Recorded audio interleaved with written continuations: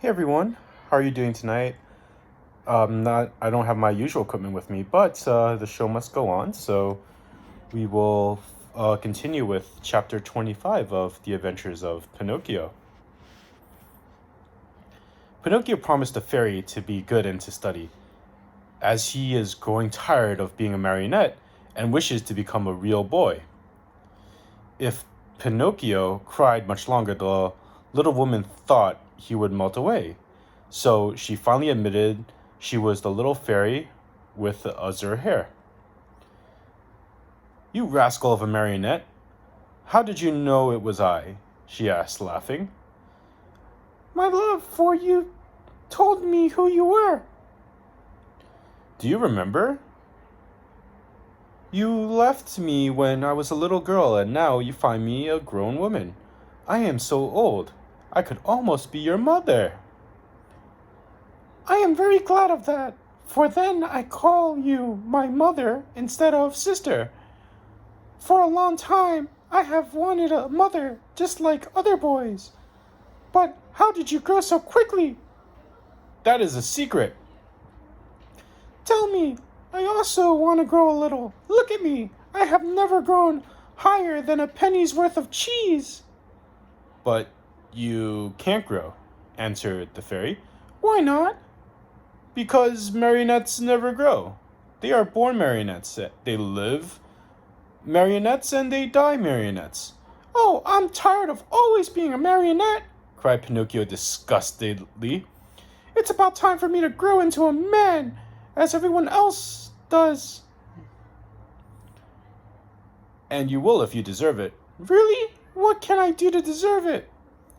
"It's a very simple matter. Try to act like a well-behaved child." "Don't you think I do? Far from it. Good boys are obedient, and you, on the contrary." "And I never obey."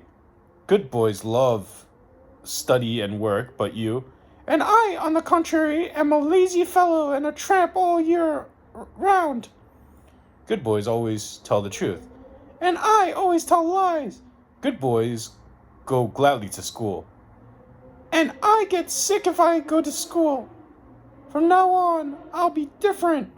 "Do you promise?" "I promise. I want to be a good boy and be a comfort to my father. Where is my father?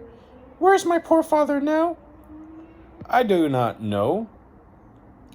"Will I ever be lucky enough to find him and embrace him once more?" "I think so. Indeed, I am sure of it." At this answer, Pinocchio's happiness was very great. He grasped the fairy's hands and kissed them so hard that it looked as if he had lost his head. Then, lifting his face, he looked at her lovingly and asked, "Tell me, little mother, it isn't true that you are dead, is it?" "It doesn't seem so," answered the fairy, smiling. "If you only knew how I suffered and how I wept when I read 'Here Lies.'" "I know it. And for you that I have forgiven you, the depth of your sorrow made me see that you have a kind heart. There is always hope for boys with kind hearts such as yours, though they may be very mischievous. This is the reason why I have come so far to look for you. From now on, I'll be your own little mother." "Oh, how lovely!" cried Pinocchio, jumping up in joy. "You will obey me always and do as I wish?" "Gladly, very gladly, more than gladly." "Beginning tomorrow," said the fairy, "you'll go to school every day." Pinocchio's face fell a little. "Then you will choose the trade you like best." Pinocchio became more serious. "What are you mumbling to yourself?" asked the fairy. "I was just saying," whined the marionette in a whisper, that it seems too late for me to go to school now." "No, indeed, remember it is never too late to learn." "But I don't want either a trade or a profession." "Why?" "Because work wearies me." "My dear boy," said the fairy, "people who speak as you do usually end end their days either in prison or in a hospital. A man, remember, whether rich or poor, should do something in this world. No one can find happiness without work. Woe betide the lazy fellow.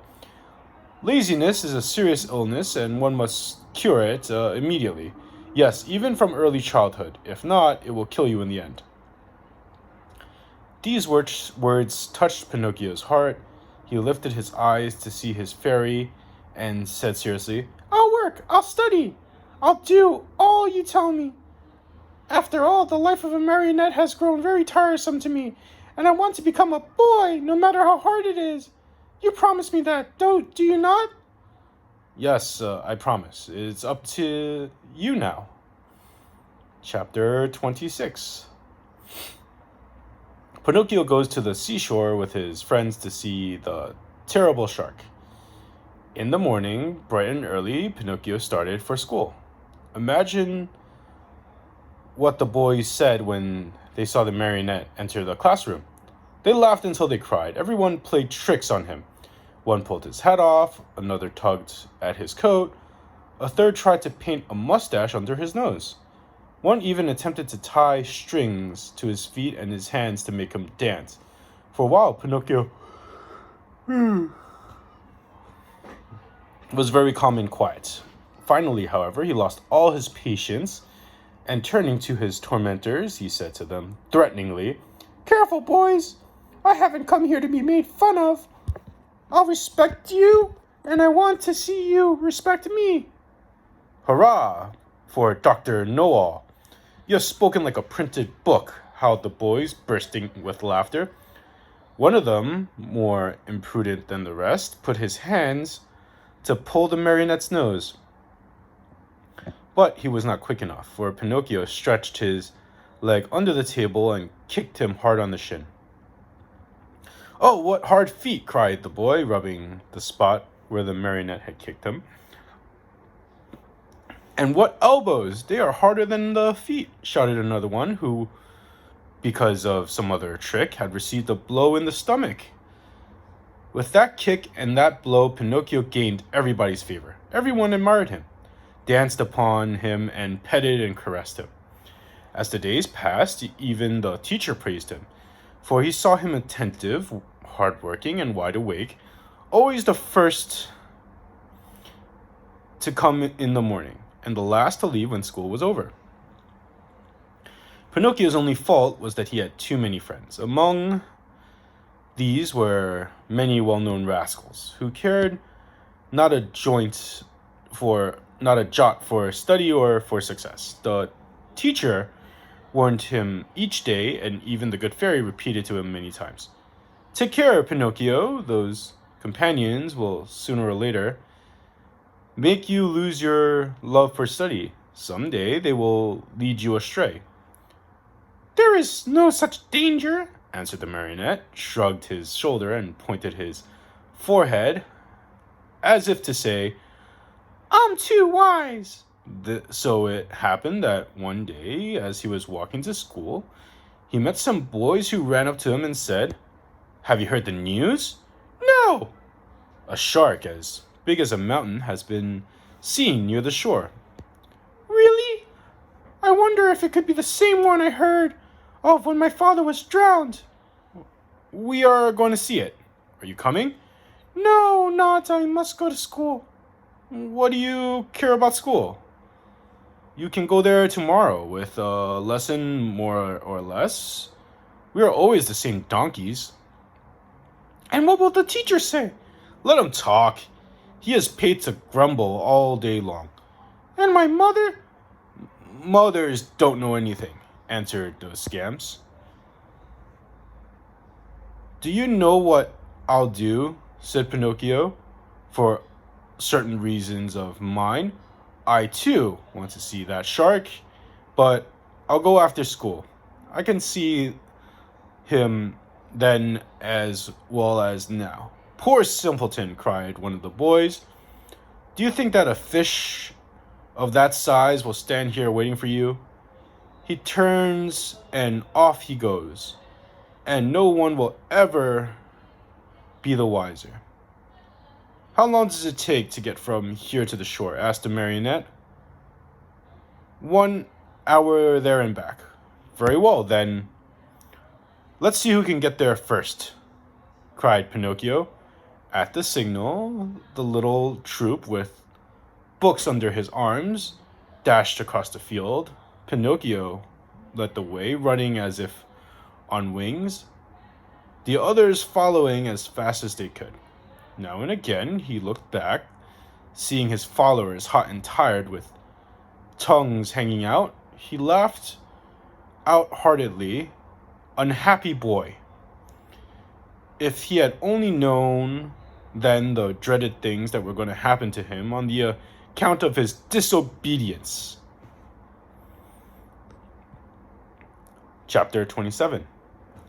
The great battle between Pinocchio and his playmates. One is wounded, Pinocchio is arrested.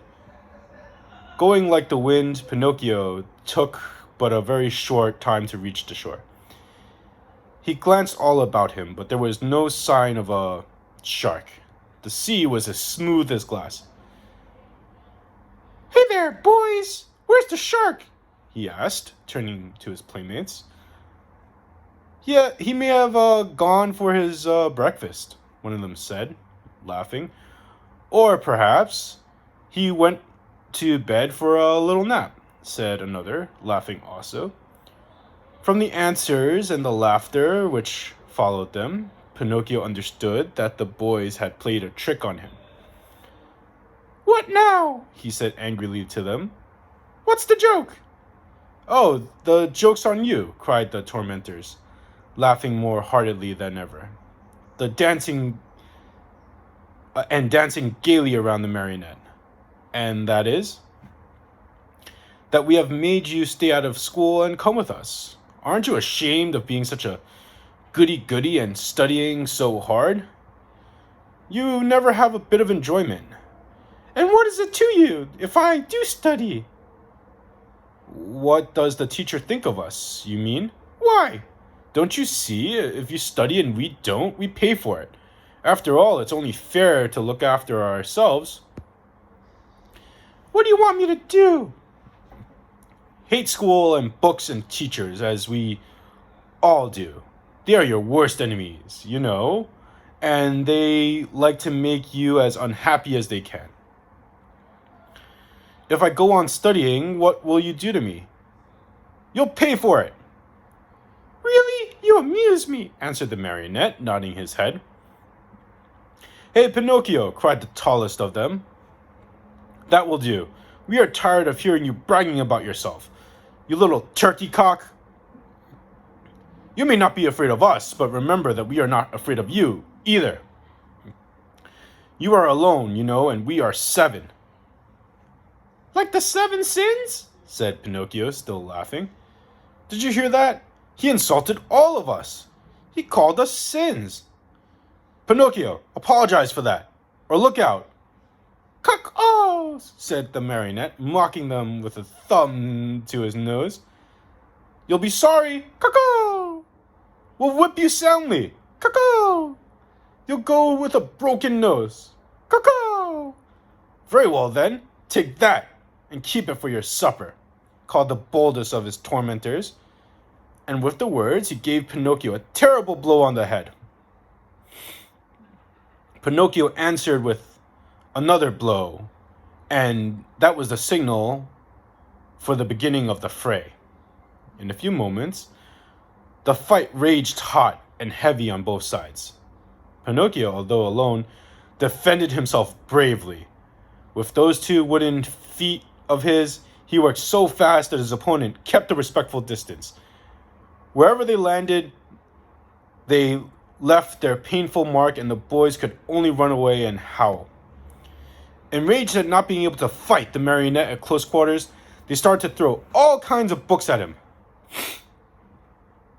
Readers, geographies, histories, grammars flew in all directions, but Pinocchio was keen of eye and swift movement, and the books only passed over his head, landing in the sea, and disappeared. The fish, thinking it might be good to eat, came up to the top of the water in great numbers. Some took a nibble, some took a bite. But no sooner had they tasted a page or two, then they spat out with a wry face as if to say, "What a horrible taste! Our own food was so much better." Meanwhile, the battle waxed more and more furious. At the noise, a large crab crawled slowly out of the water. With a voice that sounded like a trombone suffering from a cold, he cried out, "Stop fighting, you rascals! These battles between boys rarely end well. Trouble will sure come to you." Poor crab, he might as well have spoken to the wind. Instead of listening to his good advice, Pinocchio turned to him and said, as roughly as he knew how, "Keep quiet, ugly crab! It would be better for you to chew off a few cough drops to get rid of that cold you have. Go to bed and sleep. You'll feel better in the morning." In the meantime, the boys, having used all their books, looked around for new ammunition, seeing Pinocchio's bundle lying idle by, and somehow managed to get a hold of it. One of the large books was a very large volume, an arithmetic text. Heavily bound in leather, it was Pinocchio's pride. Among all his books, he liked that one the best. Thinking it would make a fine missile, one of the boys took a hold of it and threw it with all his strength at Pinocchio's head. But instead of hitting the marionette, the book struck one of the other boys, who, as pale as a ghost, cried out faintly, "Oh, mother, help, I'm dying," and fell senseless to the ground. At the sight of that pale little corpse, the boys were so frightened that they turned tail and ran. In a few moments, all had disappeared, all except Pinocchio. Although scared to death by the horror of what had been done, he ran to the sea and soaked his handkerchief in cool water and with it bathed the head of his poor little schoolmate. Sobbing bitterly, he called to him, saying, "Eugene, my poor Eugene, open your eyes and look at me. Why don't you answer? I was not the one who hit you, you know. Believe me, I didn't do it. Open your eyes, Eugene. If you keep them shut, I'll die too. Oh, dear me. How shall I go home now? How shall I ever look my little mother again? What will happen to me? Where shall I go? Where shall I hide? And how much better it would have been 1,000 times better if only I had gone to school. Why did I listen to those boys? They were always a bad influence. And to think that the teacher had told me, and my mother too, beware of bad company. That's what she said, but I'm too stubborn and proud. I listen but always do as I wish, and then I play. I never had a moment's peace since I've been born. Oh dear, what will become of me? What will become of me?" Pinocchio went on crying and moaning and beating his head again and again. He called to his little friend when suddenly he heard heavy steps approaching. He looked up and saw 2 carabineers near him. "What are you doing stretched out on the ground?" they asked Pinocchio. "I'm helping the schoolfellow of mine." "Has he fainted?" "I should say so," said one of the cabinets, bending to looking at Eugene. "The boy has been wounded on the temple. Who has hurt him?" "Not I," stammered the marionette, who had hardly a breath left in his whole body. "If it wasn't you, who was it then?" "Not I," repeated Pinocchio. "And with that was he wounded?" "With this book," and the marionette picked the arithmetic text to show it to the officer. "And whose book is this?" "Mine." "Enough! Not another word. Get up as quickly as you can and come along with us." "But I—" "Come with us." "But I am innocent." "Come with us." Before starting out, the officers called out several fishermen passing by in a boat and said to them, Take care of this little fellow who has been hurt. Take him home and bind his wounds. Tomorrow we'll come after him." They then took hold of Pinocchio and, putting him between, said to him in a rough voice, "March and go quickly, or I will be worse for you." They did nothing. They did not have. They did not have to repeat their words. The marionette walked swiftly along the road to the village, but the poor fellow hardly knew what he was about. He thought he had a nightmare. He felt ill. His eyes saw everything double. His legs trembled. His tongue was dry. And try as he might, he could not utter a single word. Yet, in spite of this numbness of feeling, he suffered keenly at the thought of passing under the windows of his good little fairy's house. What would she say on seeing him between two carabineers? They had just reached the village when a sudden gust of wind blew off Pinocchio's cap and made it go sailing down the street. "Would you allow me," the marionette asked the carabineers, "to run after my cap?" "Very well, go, but hurry."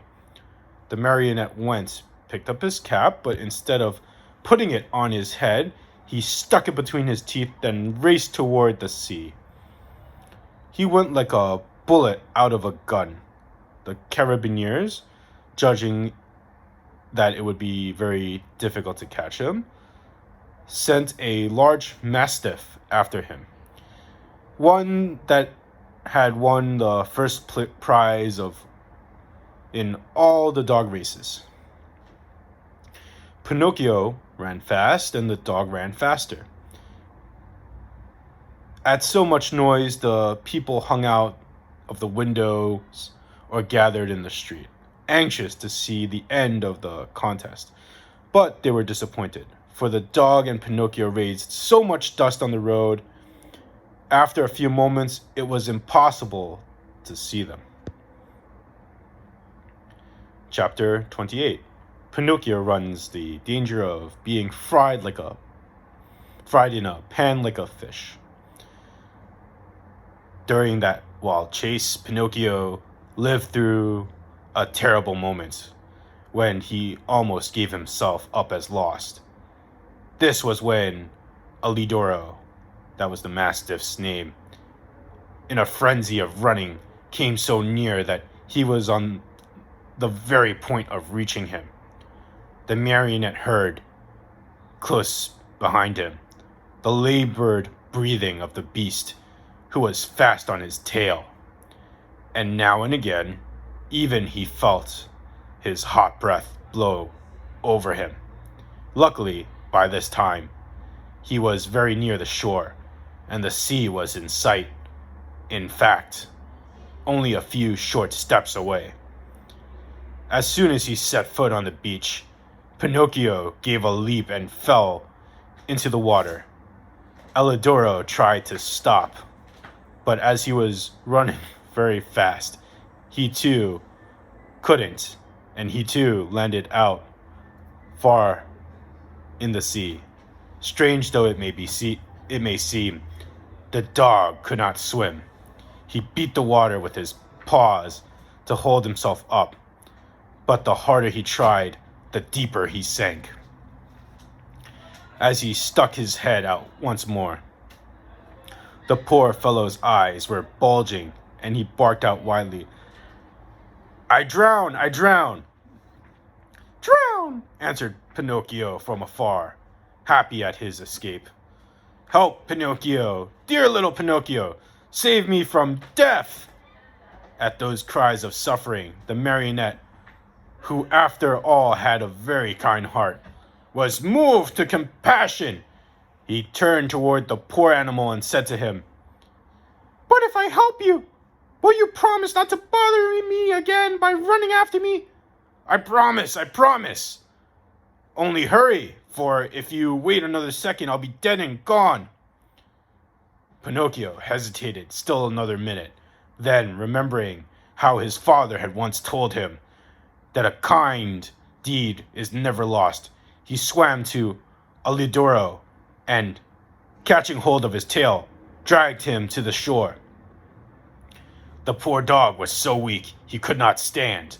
He had swallowed so much salt water that he was swollen like a balloon. However, Pinocchio, not wishing to trust him too much, threw himself once again into the sea. As he swam away, he called out, "Goodbye, Aldurio! Good luck and remember me to the family!" "Goodbye, little Pinocchio," answered the dog. "A thousand thanks for having saved me from death. You did a good turn, and in this world, what is given is always returned. If the chance comes, I shall be there." Pinocchio went on swimming close to shore. At last, he thought he reached a safe place. Glancing up and down the beach, he saw the opening of a cave out of which rose a spiral of smoke. "In that cave," he said to himself, "there must be a fire. So much better. I'll dry my clothes and warm myself, and then, well..." His mind made up, Pinocchio swam to the rocks. But as he started to climb, he felt something under him lifting him up higher and higher. He tried to escape, but he was too late. To his great surprise, he found himself in a huge net amid a crowd of fish in all kinds of sizes who were fighting and struggling desperately to free themselves. At that time, he saw a fisherman come out of a cave, a fisherman so ugly that Pinocchio thought he was a sea monster. In place of his hair, his head was covered by a thick bush of green grass. Green was the skin of his body. Green were his eyes. Green were the long, long beard that reached down his feet. He looked like a giant lizard with legs and arms. When the fisherman pulled the net out of the sea, he cried joyfully, "Blessed Providence! Once more, I'll have a fine meal of fish." "Thank heaven, I am not a fish," said Pinocchio to himself, trying with these words to find a little courage. The fisherman took the net and the fish to the cave, a dark, gloomy, smoky place.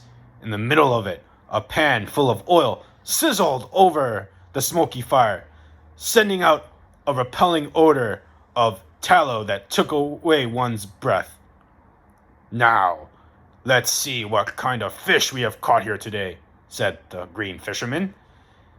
He put a hand as big as a spade into the net and pulled out a handful of mullets.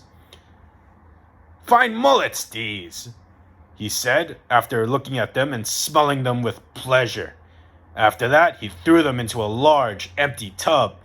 Many times he repeated this performance. As he pulled each fish out of the net, his mouth watered with the thought of good dinner coming. He said, "Fine fish, there's bass. Very tasty, these whitefish.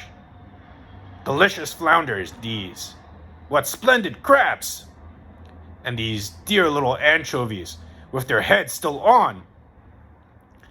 As you can well imagine, the bass, the flounders, the whitefish, and even the little anchovies all went together into the tub to keep the mullets company. The last to come out of the net was Pinocchio. As soon as the fisherman pulled him out, his green eyes opened wide with surprise, and he cried out in fear, "What kind of fish is this?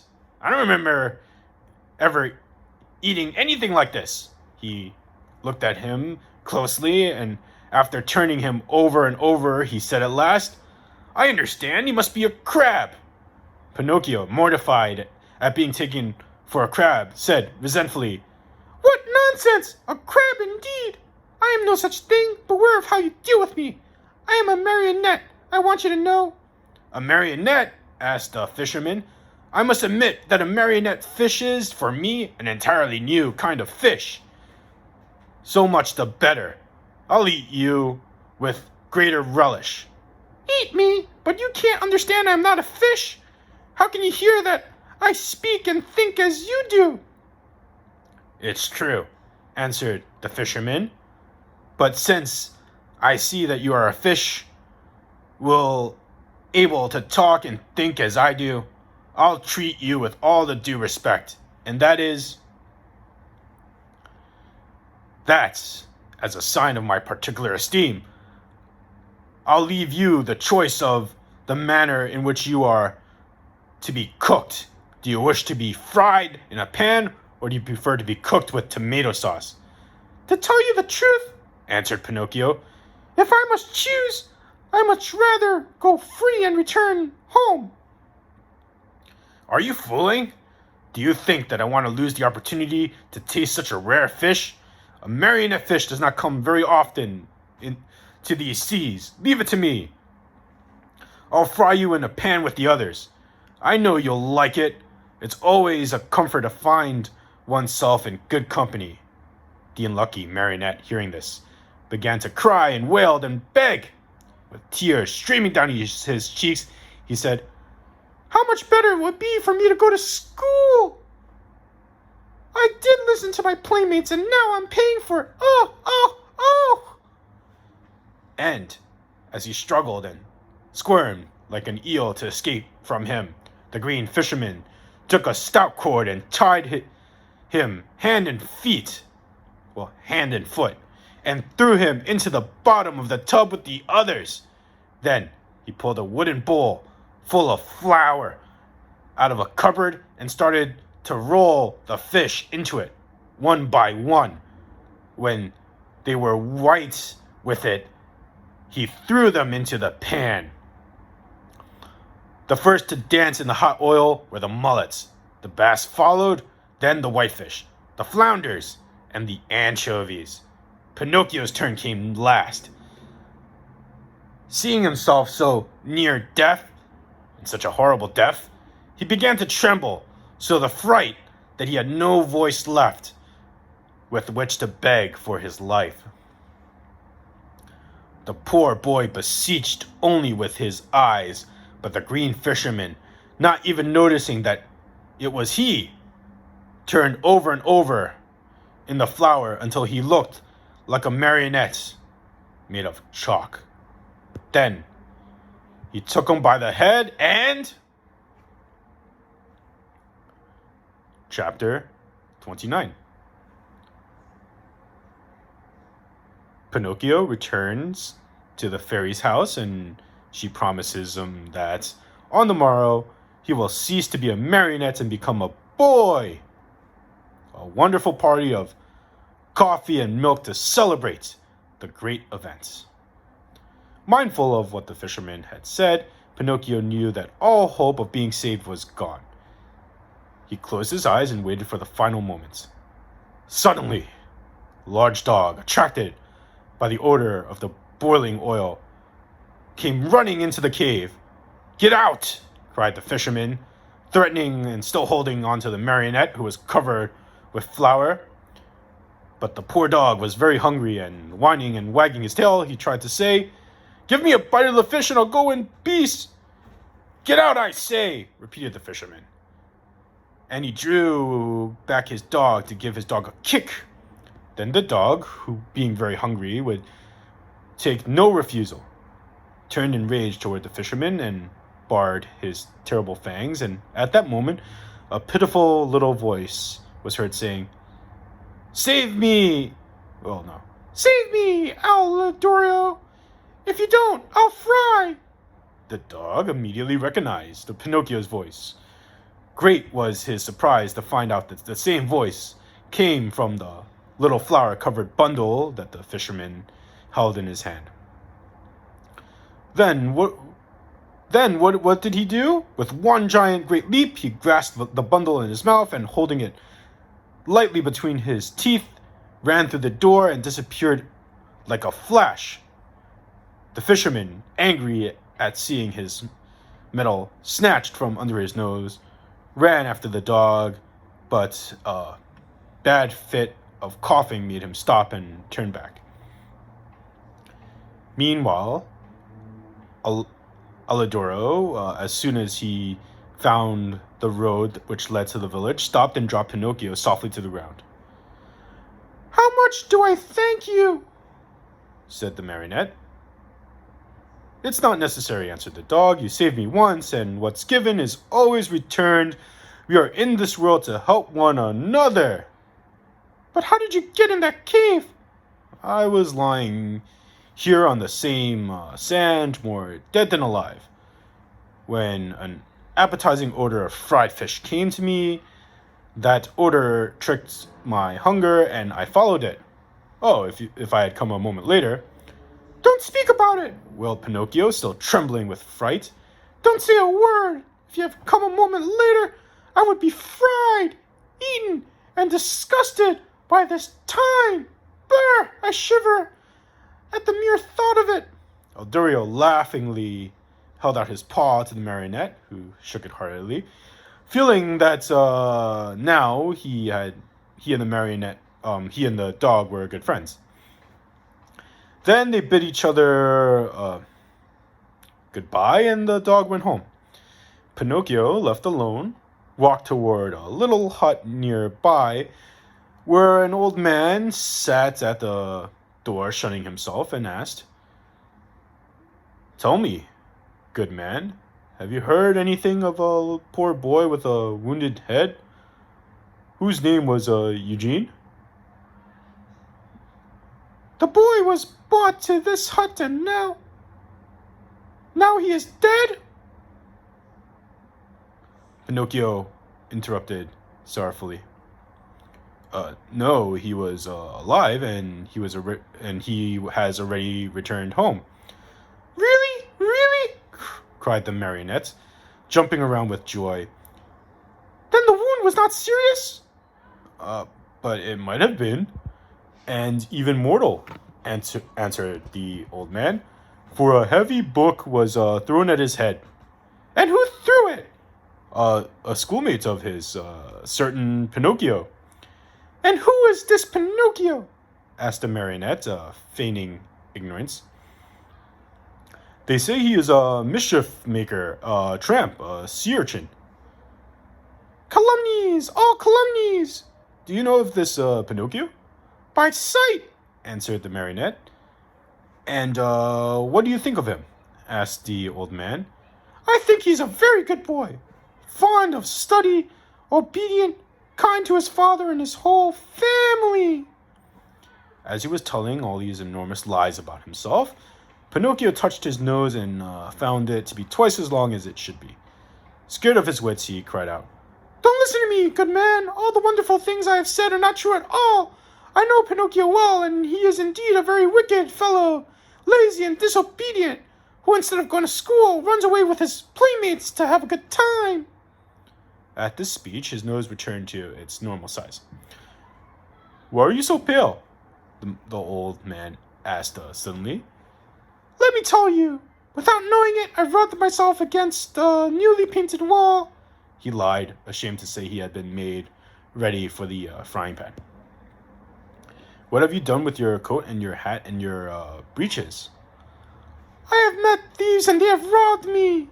Tell me, my good man, have you not perhaps a little suit to give me, so that I may go home?" "My boy, as for clothes, the only thing I have is a bag which I keep hops. If you want it, take it. There it is." Pinocchio did not wait for him to repeat his words, took the bag, which happened to be empty, and after cutting a big hole on the top and two of the sides, he slipped into it as if it was a shirt. Lightly clad as he was, he started out toward the village. Along the way, he felt very uneasy. In fact, he was so unhappy he went along, talking, taking 2 steps forward and 1 back, as if he went and said to himself, "How shall I ever face my good fairy? What will she say when she sees me? Will she forgive me this last trick of mine? I am sure she won't. Oh no, she won't. I deserve it, as usual, for I'm a rascal. Fine, on promises which I never keep." He came to the village late at night. It was so dark he could not see. He could not see nothing, and it was raining pitchforks. Pinocchio went straight to the fairy's house, firmly resolved to look at the door. When he found himself there, he lost courage and ran back a few steps. The second time he came to the door, and again he ran back. A third time, he repeated his performance. The fourth time, before he had time to lose his courage, he grasped the knocker and made a faint sound with it. He waited and waited and waited. Finally, after a full half hour, a top floor window, the house had 4 stories, opened, and Pinocchio saw a large snail look out. A tiny light glowed from the top of her head. "Who knocks at this late hour?" she called. Is the fairy home? Asked the marionette. The fairy is asleep and does not wish to be disturbed. Who are you?" It is I, Who is I?" Pinocchio. Who is Pinocchio?" The marionette, the one who lives in the fairy's house. "Oh, I understand," said the snail. Wait for me there. I'll come down and open the door for you." Hurry, I beg of you, for I am dying of cold. My boy, I am a snail, and snails are never in a hurry." An hour passed, 2 hours, and the door was still closed. Pinocchio, who was trembling with fear and shivering from the cold rain on his back, knocked a second time, this time louder than before. At the second knock, a window on the 3rd floor opened, and the same snail looked out. Dear little snail, cried Pinocchio from the street. I have been waiting 2 hours for you, and 2 hours on a dreadful night like this are as long as 2 years. Hurry, please. My boy, answered the snail calmly, in a calm, peaceful voice. My dear boy, I am a snail, and snails are never in a hurry. And the window closed. A few minutes later, midnight struck. Then 1 o'clock, 2 o'clock, and the door still remained closed. Then Pinocchio, losing all patience, grabbed the knocker with both hands, fully determined to awaken the whole house and street with it. As soon as he touched the knocker, however, it became an eel and wiggled away into the darkness. Really? Cried Pinocchio, blind with rage. If the knocker is gone, I can still use my feet. He stepped back and gave the door the most solemn kick. He kicked it so hard, his foot went straight through the door, and his leg followed almost to the knee. No matter how he pulled and tugged, he could not pull it out. There he stayed as if nailed to the door. Poor Pinocchio, the rest of the night he had to spend with 1 foot through the door and the other one in the air. As dawn was breaking, the door finally opened. The brave little animal, the snail, had exactly 9 hours to go from the 4th floor to the street. How she must have raced! What are you doing with your foot through the door? She asked the marionette, laughing. It was a misfortune. Won't you try, pretty little snail, to free me from this terrible torture? My boy, we need a carpenter here, and I've never been one. Ask the fairy to help. The fairy is asleep and does not want to be disturbed. But what do you want me to do? Nail to the door like this? Enjoy yourself, counting the ants which are passing by. Bring me something to eat, at least, for I am faint with hunger. Immediately! In fact, after 3 hours and a half, Pinocchio saw her return with a silver tray on her head. On the tray there was bread, roast chicken, and fruit. Here is the breakfast the fairy sends to you, said the snail. At the sight of all the good things, the marionette felt much better. What was his disgust, however, when, on tasting the food, he found the bread to be made of chalk, the chicken of cardboard and the brilliant fruits of colored alabaster. He wanted to cry. He wanted to give himself up to despair. He wanted to throw away the tray and all that was on it. Instead, either from pain or weakness, he fell to the floor in a dead faint. When he regained his senses, he found himself stretched out on the sofa, and the fairy was seated near him. "This time also I forgive you," said the fairy to him, "but be careful not to get into mischief again." Pinocchio promised to study and behave himself, and he kept his word for the remainder of the year. At the end of it, he passed first of all his examinations. His report was so good that the fairy said to him happily, "Tomorrow your wish will come true." "And what is it?" "Tomorrow you will cease to be a marionette and you will be a real boy." Pinocchio was beside himself with joy. All his friends and schoolmates must be invited to celebrate the good event. The fairy promised to prepare 200 cups of coffee and milk and 400 slices of toasted bread on both sides. The day promised to be a very gay and happy one, but unluckily in a marionette's life, there's always a but, which is apt to spoiling everything.